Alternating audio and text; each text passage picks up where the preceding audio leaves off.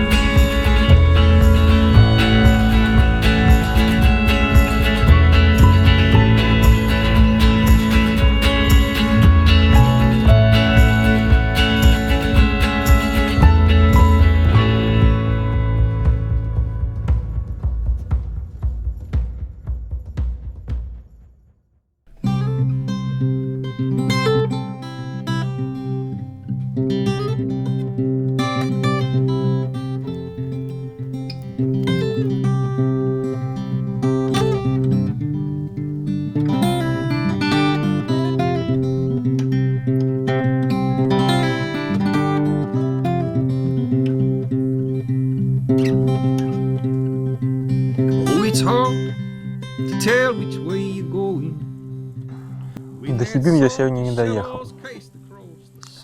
Зато доехал до Кандалакшского заповедника. И нашел здесь потрясающее место. Мне очень нравится. Это вот как раз примерно то, что я хотел бы найти для постройки дома. Только здесь, конечно, не получится, потому что это все-таки заповедник, и он достаточно большую площадь занимает. Но вот здесь то, что мне нужно. Там горы с той стороны, здесь море. А это место называется Кандалакшский лабиринт. Правда, лабиринт я тоже не нашел. Тут такой оффроуд, спуск сверху с горы, где-то метров на, не знаю, 200. Вот. И потом вдоль берега идет дорога. Вот, я проехался, никакого лабиринта не нашел, не знаю, он, наверное, был в другую сторону. Какой-то пешеходы здесь ходят, наверное, они оттуда. Но я поехал в другую сторону и нашел зато вот такое потрясающее место. Очень мне здесь нравится. Но завтра надо ехать с утра уже в Хибины, потому что завтра последний солнечный день, и по прогнозу дальше будут дожди. Так что в Хибины по-любому надо успеть. Варю грибной суп пока. Сам схожу, посмотрю, что здесь есть в округе. Так, смотрите-ка, что я тут нашел рядом с лагерем. Кто-то здесь нагадил. Уж не медведь ли это? Я вот не разбираюсь в медвежьем говне, Пожалуй, стоит взять ружье. So if I'm restless, like the gulf saying, won't you hold me like the wolf that I am? When I'm hard up, just shake up my feet and throw the keys in the street, Joanne. Oh, Joanne.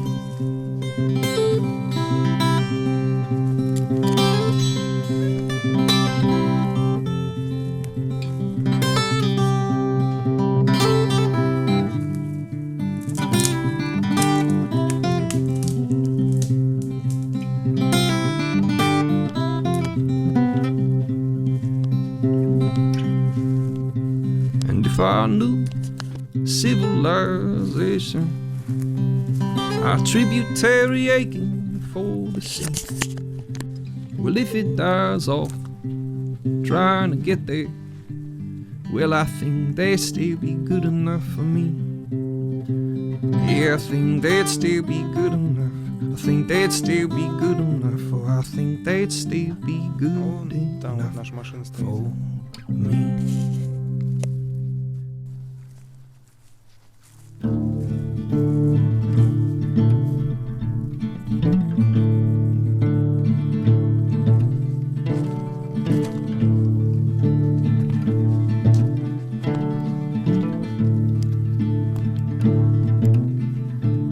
Come the morning,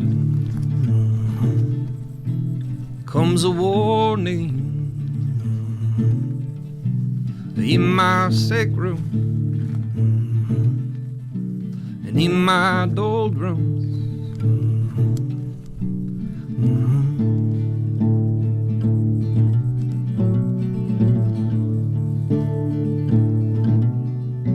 and there by midday,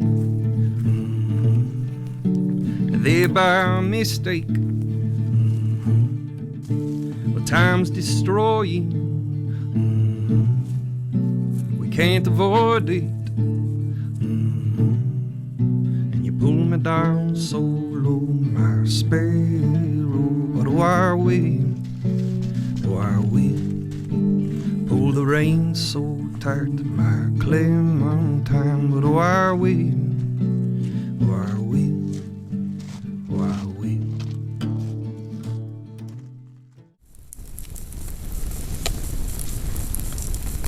Одна из причин, за что я люблю такие путешествия, как это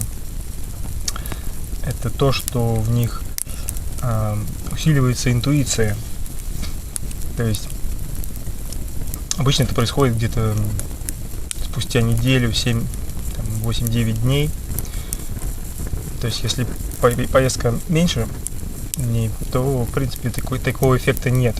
Но вот если поездка долгая, то это наступает где-то через неделю.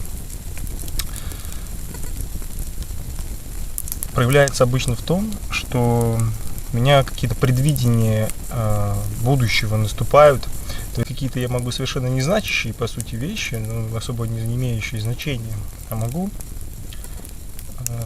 некоторые аспекты своей жизни будущей увидеть. Вот такой случай произошел сегодня как раз. Я ехал это было после обеда уже. Что-то мне жутко захотелось спать.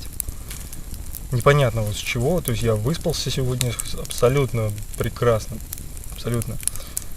И до этого вот ехал всю дорогу, все было хорошо. И вдруг бах, так резко захотелось спать. Катастрофически. Я остановился в машине. Думал, посплю. Немного поеду дальше. Минут 15 я, наверное, пытался заснуть, ничего не вышло. Но хотя бы отдохнул чуть-чуть и поехал дальше.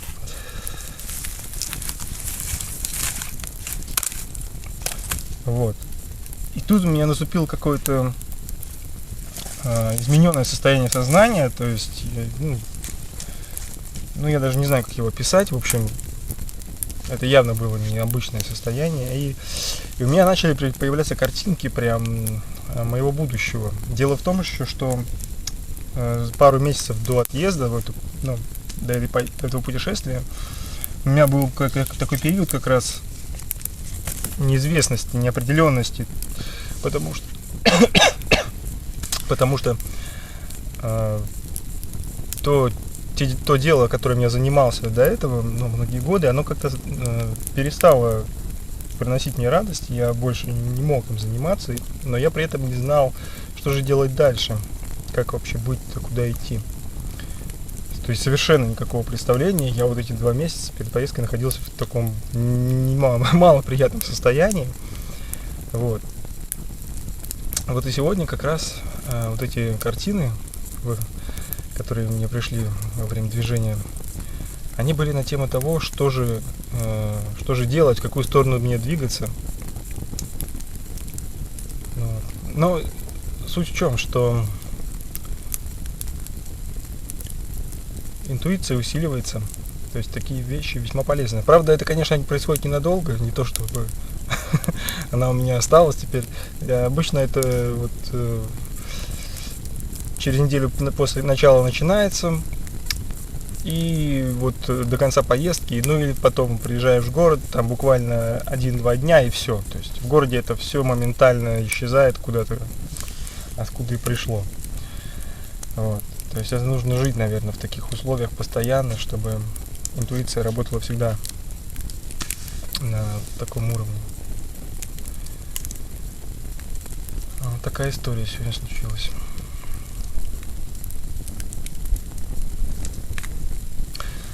А еще я сейчас вспомнил первый раз, когда я ночевал час. В общем, очень похожая ситуация. Я тоже ехал на долгое расстояние. И, я планировал, что я останусь ночевать по дороге в лесу.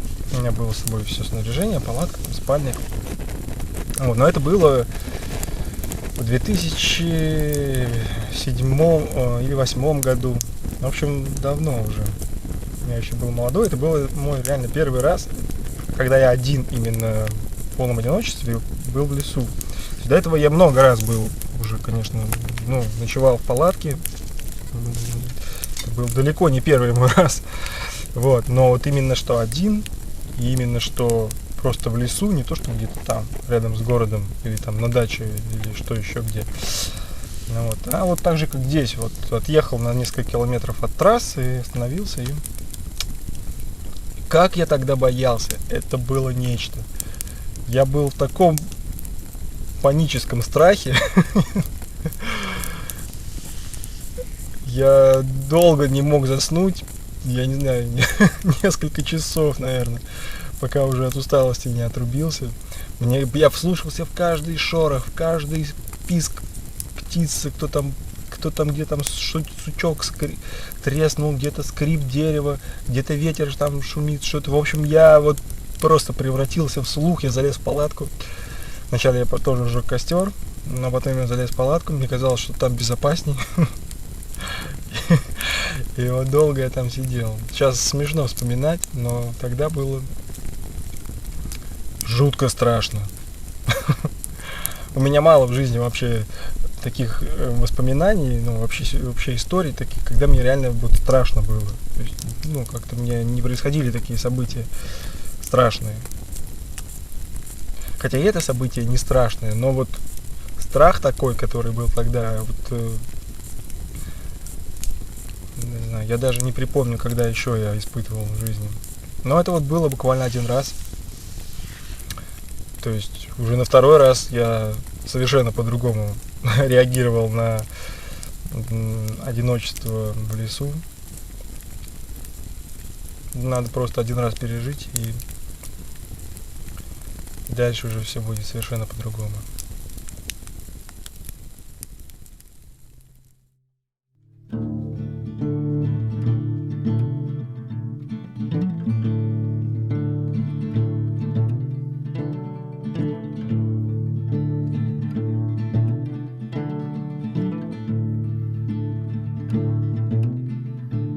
Come the morning, comes a warning. Сегодня просто потрясающая погода. Я наконец-то хорошенько выспался здесь, в тиши заповедника. похоже, сегодня будет целый день ясно и тепло. Последний ясный солнечный день, по крайней мере, в ближайшие недели, по прогнозу. Так что нужно воспользоваться им по максимуму. Поэтому я уже собрался. Время уже 8 утра. И пора выдвигаться. Сейчас выехать из этого заповедника и доехать до Хибин. И там уже по месту надо будет понять, в какую сторону двигаться. Может быть, на Лавозеро поеду, может быть, останусь там, в районе Апатитов, исследую местные озера. Так что вперед, время не ждет.